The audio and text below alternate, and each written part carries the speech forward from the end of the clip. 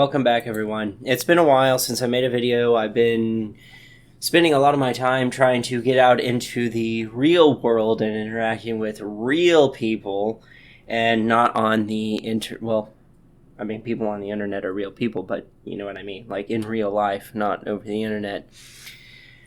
I've been exploring this sort of existential crisis and there's a lot I have to say about that, but I want to focus this video on the Efilists, not the antinatalists per se, but the Efilists themselves.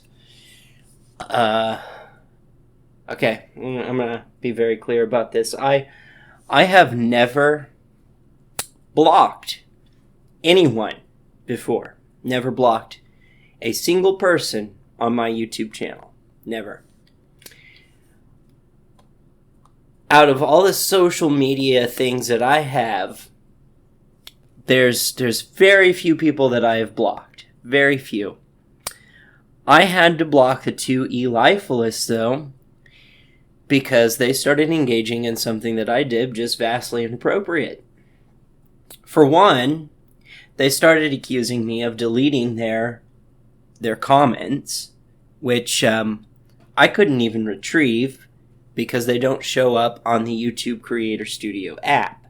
You actually have to go onto your computer and go to YouTube and go to Creator Studio and go to the spam folder and approve them.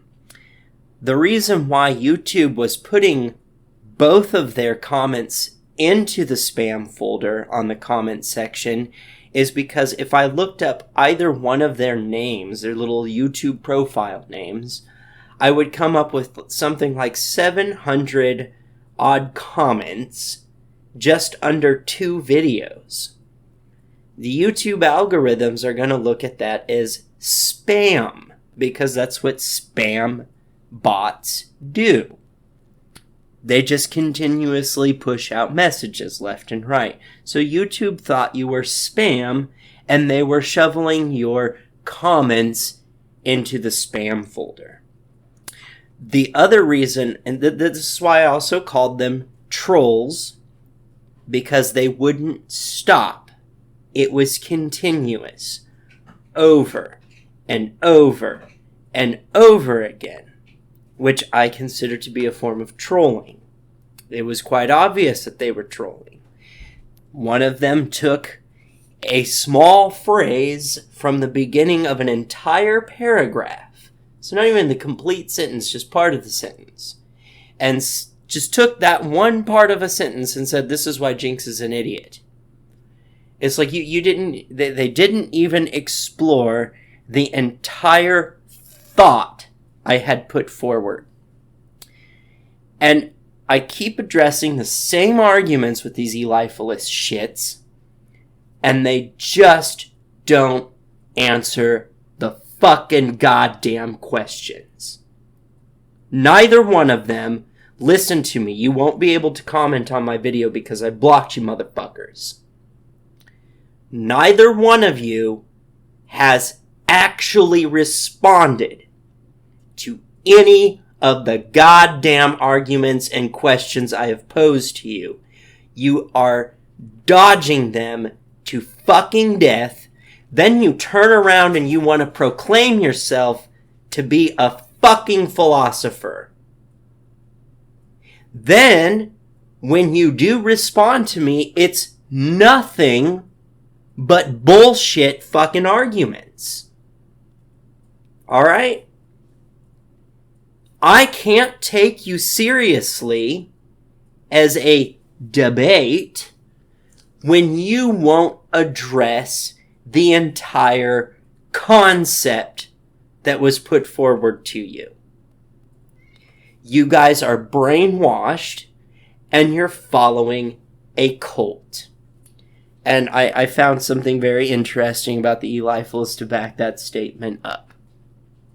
But I got very irritated about this because you were making an ad hominem attack. You were attacking my character, trying to discredit me based on something that had absolutely nothing to do with the subject matter. That's an ad hominem attack. Insulting me is not an ad hominem attack. Trying to discredit me by character assassination is an ad hominem attack. And you left it under 2 videos that had nothing, fucking nothing to do with Efilism or antinatalism at all. And those videos that I put out were very important to me. We have some major issues going on in pain management right now. Right, I would think of all people that talk about the pain of life would fucking understand this.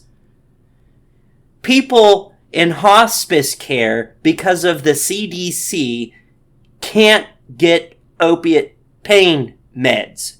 They're dying within a matter of minutes, hours, or a couple days. They can't get, even them. Hospice care can't get opiate medications because of the CDC. The whole philosophical beef between sort of existentialist, nihilist, or atheist philosophy towards your Efilist philosophy is a completely different subject matter than the CDC restricting opiate pain medications for people who need them. Way off topic. I don't even know why you're commenting about that shit on that fucking video. It doesn't even make sense. Anyway, I had to block them. They were trolling. They wouldn't shut the fuck up. They were accusing me of things I didn't do, committing character assassination, which is an ad hominem attack, trying to make it so that people who are going to look at these pain management videos that probably are in support of this are not going to understand what the fuck you guys are talking about. And that pisses me off.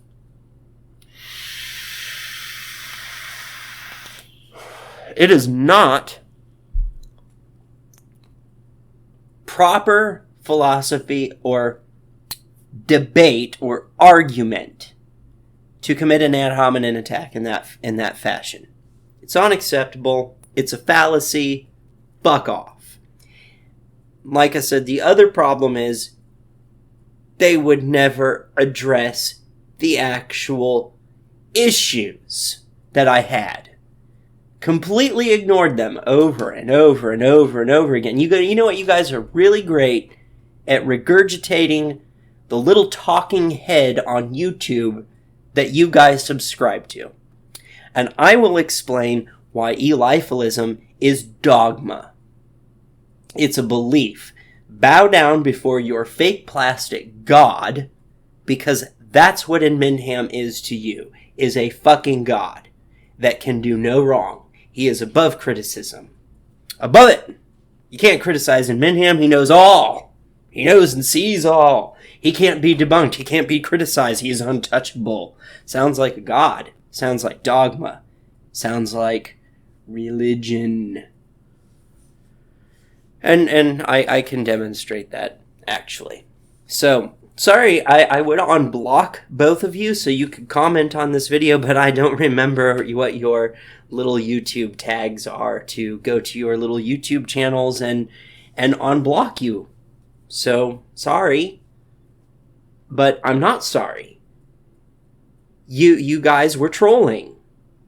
So you get what you deserve. If you're not going to take your own debate seriously, now I'm going to say whatever the fuck I want. And that is, Efilism is dogmatic. It is a religion. And Minham is your little talking head that gives you your little talking points so that you can go out onto the internet and regurgitate whatever he said as the true gospel of life. And that's, you guys are great at it. You do a fantastic job. Because every argument that I put out towards you, which I don't know is anything that Minham has dealt with, or if he does, he probably deletes it and blocks them. You won't address it. You won't address it at all. In fact, I know that there's other people on the atheist spectrum that have brought up these criticisms to him before, and he does outright just ignores them. So, of course, you guys wouldn't know how to handle or refute that debate or even debate in a civil manner. You guys are incapable of it. Anyway, I'm going to show you why the Efilist position is dogmatic. So I'm going to do screen share shot here. All right. So here's the Efilist, and I know I don't have a video of myself on here. I forget that I can do these without a bunch of fancy effects and stuff. So this is the Reddit of the Efilist. So here we go. Life spelled backwards is like a secular atheism, but against DNA dogma. It's enhanced antinatalism and realizing God is dead, of course. Yet even atheists are still dancing with his corpse. But this dance is far from a freebie, and we are about to tally the cost. This philosophy is just one last reality check, addressing all the delusions other secular, rational, intellectual movements continue to hold dear. It exposes all the harm, insanity, fallacy, and failure being caused by life's reluctance to accept certain truths. Efile-ism is the logical conclusion of antinatalism, a model of the universe, and a theory of everything. Does that not sound like religion? Okay. A theory of everything. Okay. Antinatalism is just attached as one of Efilism's main Hydra heads during this battle of truth against the world and competing reality models. Life is without question the worst function in the known universe. Is it now? Can you be sure of that? How do you know that? I would like to know how you know that exactly. We don't know everything about the no. Okay, you say the known universe. I'll give you that. You say the known universe. There could be other things out there in the universe that we don't know. But DNA psychology, I don't know what DNA psychology means. I don't know what they mean by that. Do they mean psychological evolution? Are they talking about DNA psychological? Okay, seems to have a literally underlying dedication to ignoring this. Perhaps it all seems deep and spiritual and beautiful when you're whitewashing 540 million years worth of collateral damage. The DNA delusion is an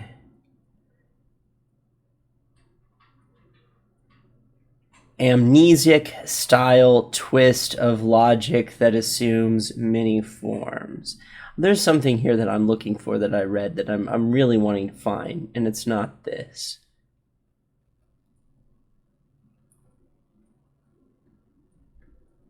Okay, they're going to be completely appalled. Here we go. This is where the dogma really shows.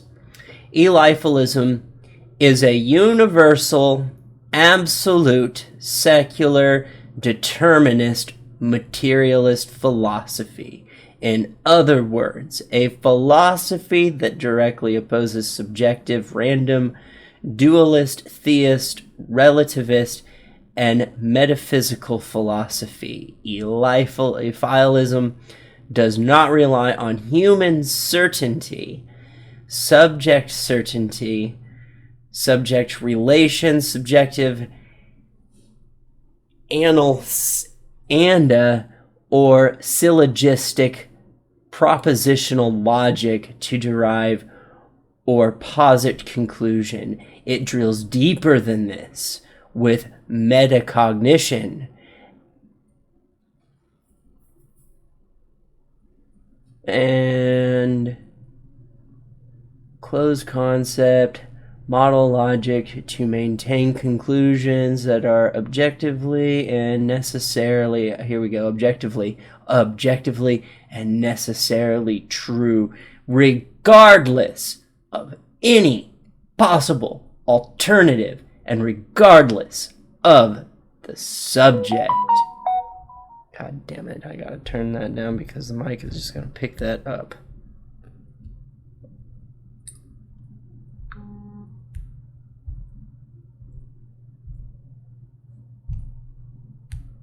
There we go. And the truth is, okay, so right here, I don't know if you caught this.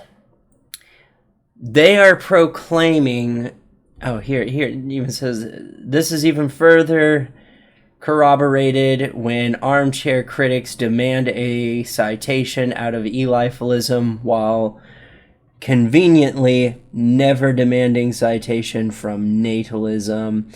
Basically, they are saying that they are above and beyond criticism. They are the absolute truth. They are validated in every way. You cannot possibly come up with any idea to critique them. It does say that the only way that you can do that is by coming up with a critique or criticism of antinatalism itself.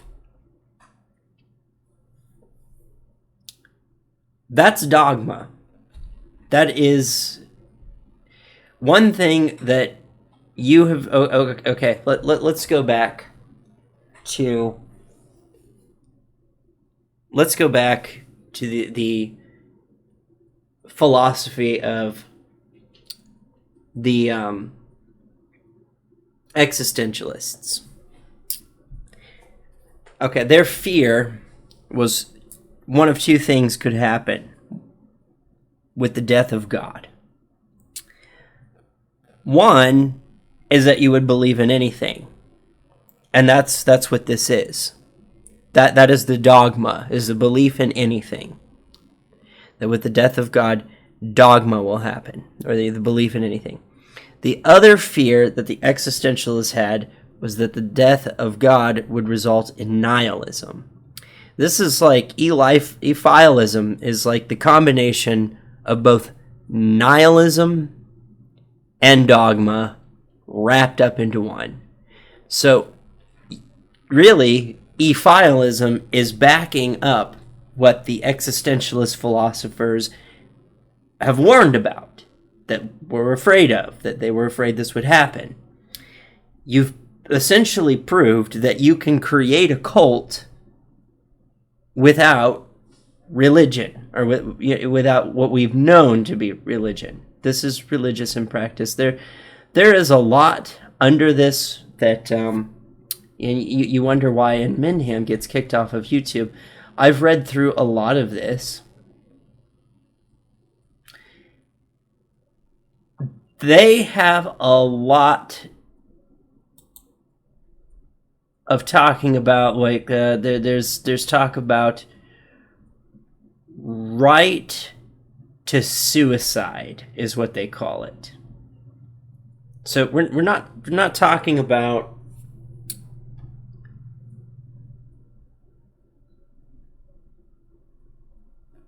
we're not talking about what is it called? Euthanasia from suffering. You know, somebody who's got terminal cancer and they're dying slowly. We're not talking about that. We're talking about, I don't want to live because antinatalism and Efilism. So just blatant suicide. And I'm pretty sure if Minham was talking about that, they're gonna get banned because you can't do that on social media. You'll get banned.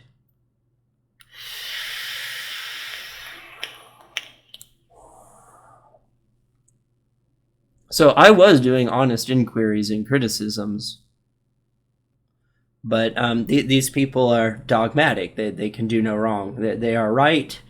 Period. End of story. Fuck you. You have nothing to say. That's dogma. And I hate it that they point that out in the Urban Dictionary, because it's like, I don't need the Urban Dictionary to say that. And, oh, it was invented by Minham. Go figure.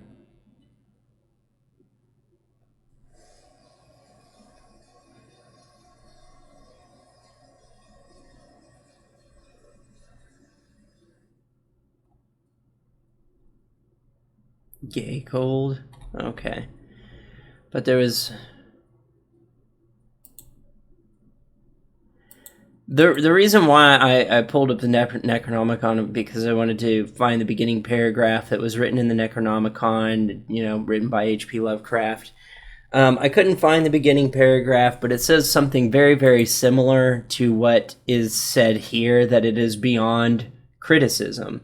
Because that was in the beginning paragraph of the Necronomicon, and you do have a group of people out there that follow that and think the Necronomicon is actually real. So I was just wanting to point out that is, like, in many, many ways dogmatic. I mean, to say that you are the arbiter of truth, period, end of story, beyond criticism, is insanity. Like, yeah, no, nothing is beyond criticism. Nothing.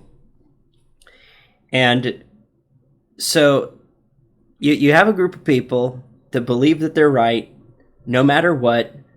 They are the all-knowing truth, pro-suicide or right to die.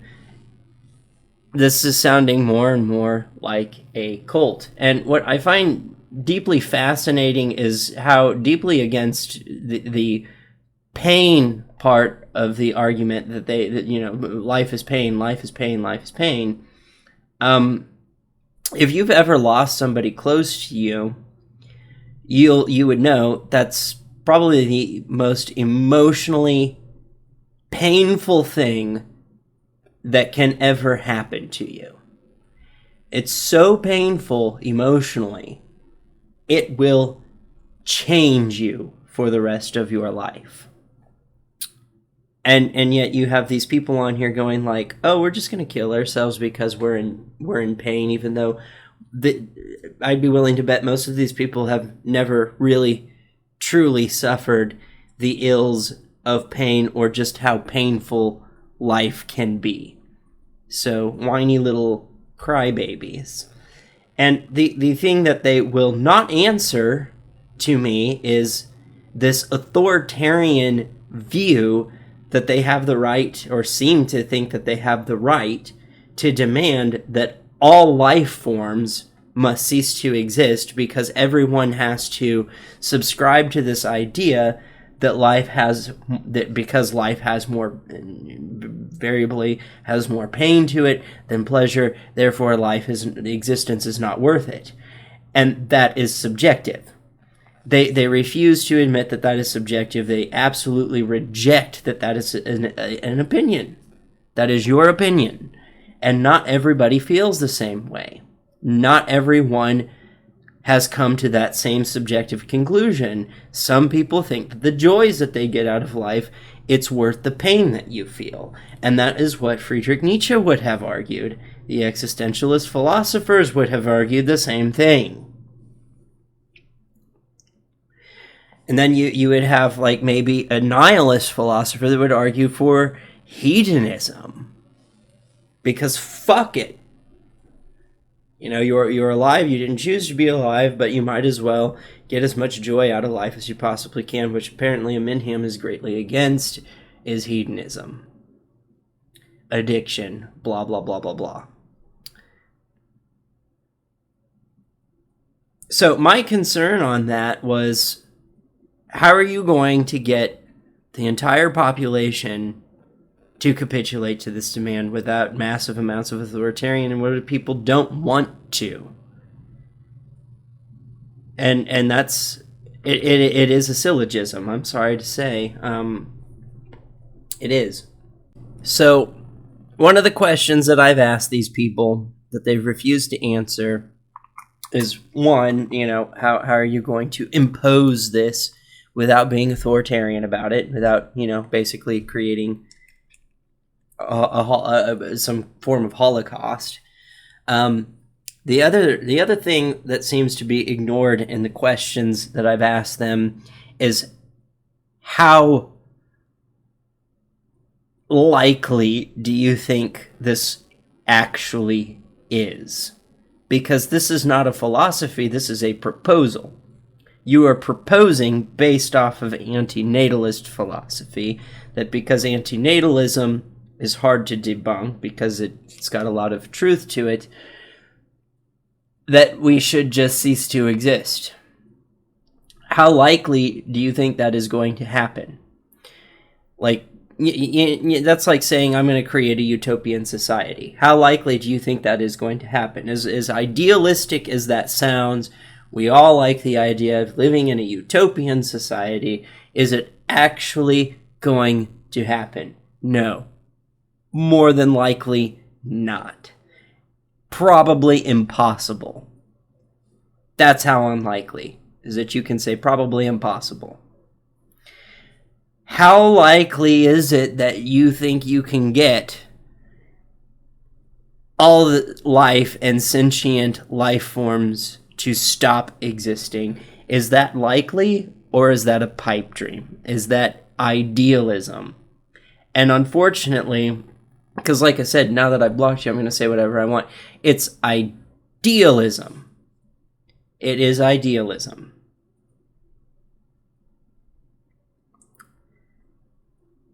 The truth is that you're just not going to be able. I don't see that becoming a thing. The problem with this is a result of the existential nightmare of life, the death of God. And this is where you need to find the meaning of life for yourself, which is going to be subjective from person to person. It's going to depend on who you are as an individual, what life means to you. And I promise you, a lot of these people are very, very young, and they probably have no idea how bad things can get, but they also have no idea how good they have it, or how good things could be. They have no idea. But I promise you, your quote-unquote philosophy is not above critique. It is not above criticism. It is not the absolute truth. That's absolutionist. It's...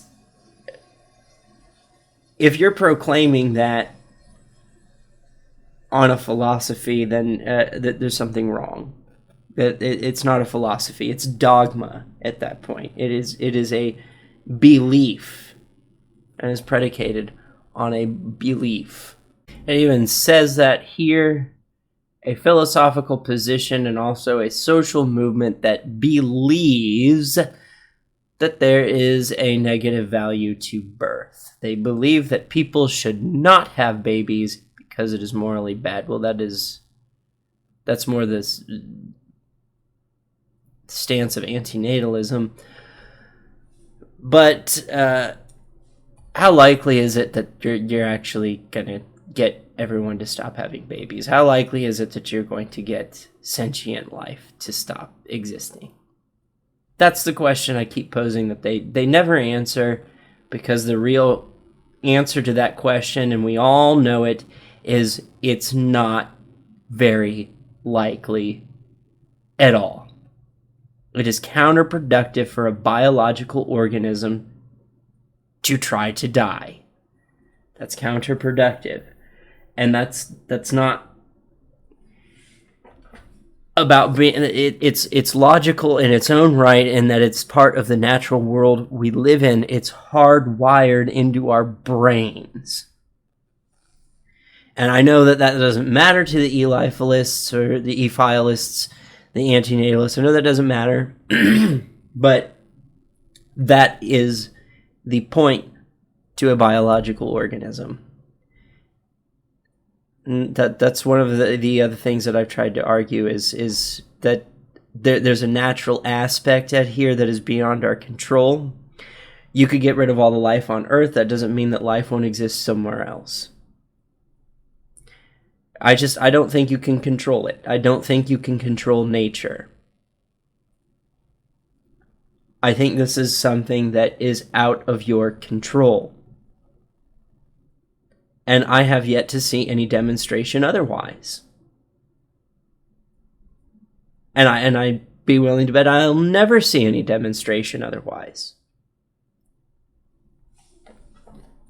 You might end up with a cult of Efilists found by a government organization that busted in to a house full of a bunch of dead people because they thought this was the answer, and the rest of society and the rest of the human species will keep doing what it is that they're doing. Oh, man. So, yeah, that's the big question to me. How likely is it that you think people are just going to stop reproducing? How likely is it that you're going to eradicate being cognitively aware of your own existence in any animal species? How likely is that, really?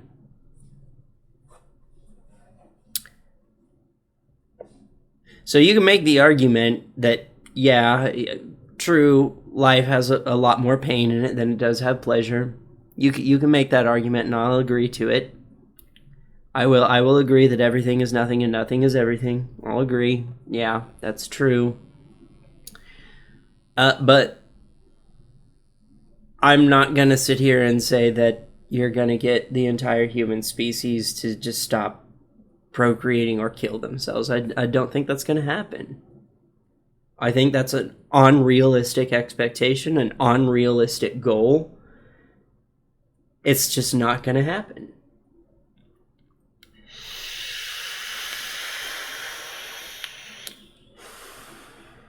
More people, the vast majority of human beings out there, even though life is full of mostly pain and not pleasure, would rather endure that pain for the moments of pleasure they get than die and cease to exist.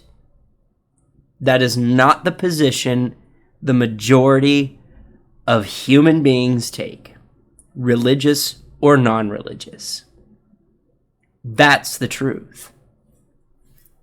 And that is where you have to prove me wrong, is that isn't the truth. That would be an actual debate. And that is not what has happened. It's just, I'm right, you're wrong, fuck you. That's not a debate. That's not philosophy. That's just internet garbage. That is uneducated bullshit. And I'm not having it. So, that's my stance. Efile-ism is nothing more than a dogmatic cult that is the combination or the result of nihilism and dogma intertwined. And they are living existence, or living proof, that a cult can exist without religion, but instead the dogma is replaced with some weird kind of combination of dogma and nihilism.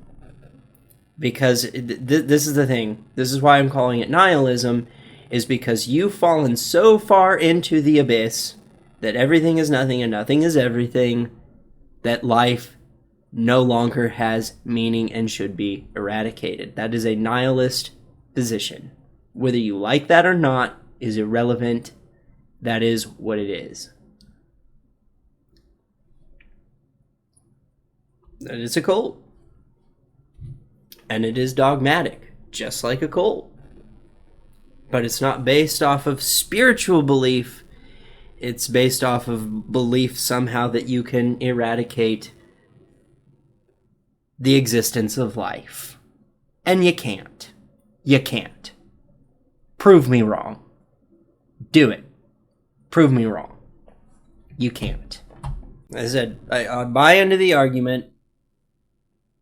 I respect the argument that, yeah, life is full of pain. And it's like, yeah, yeah, you could make the individual choice not to reproduce because of that, and I would respect that. But to say that the entirety of life has to capitulate to your demand is not a philosophy. That is an authoritarian push of dogma. And it's dangerous. And it's something, if Friedrich Nietzsche was alive, would be something that he would probably fear and gasp at in horror and terror. All right. I'm glad we could get this off our chest. And like I said, if the little Efilists want to prove me wrong, that is what they're going to have to do, is prove to me that they can eradicate the existence of life, or that they can get everyone to agree to. And I promise you, they're not going to. So we'll make a gentleman's bet on that. So if you get everyone in the world to agree to eradicate life, you win. If you get everyone in the world, yeah, you win. Okay? But I don't think you're going to. I think that's your ideal, and ideals are usually worth nothing. I'm gonna wrap this up. So sorry I had to block you guys, but like I said, you were commenting about Efile-ism and doing character assassinations on me on videos that were completely irrelevant to the subject matter. And I really did not appreciate that at all, and I did not appreciate the spamming. I mean, literally, my phone was just going off. Just bling, bling, bling, bling, bling, bling, bling, bling, bling, bling, bling. And then you accuse me of deleting your comments because YouTube considered you guys spam. And no, you guys are not philosophers, and you don't know how to debate, and you don't know what a fallacy is. I hate to tell you, but you don't. You need to do some more research. You need to do further research and go beyond Emendham and look at other perspectives, and not just in Emendham's. That's seriously, just go and look what other people have to say. But I have a feeling most people do not try to attack the Efilist position as I have. So most people probably don't take it seriously, as they should not. Well, actually they should, because it's a cult and you might end up with group suicide. So that's something to be concerned about. Anyway, like, share, subscribe, comment, hit the bell button on any channel you're subscribed to. Don't fucking spam. So I will unblock both Final Fantasy and Just Another YouTuber if I can find their YouTube channels to unblock them. But seriously, if I do that, if I unblock you guys and you spam me again, I'm gonna block you again. Because that is ridiculous. 700 fucking comments under just 1 or 2 fucking videos. That is ridiculous. Seriously, that is ridiculous. I can tell you guys are both very fucking young. I can tell. Okay? That's not something a grown adult does. Or either that, you guys are grown adults that haven't grown up, and you're trolls. Anyway, I'm out.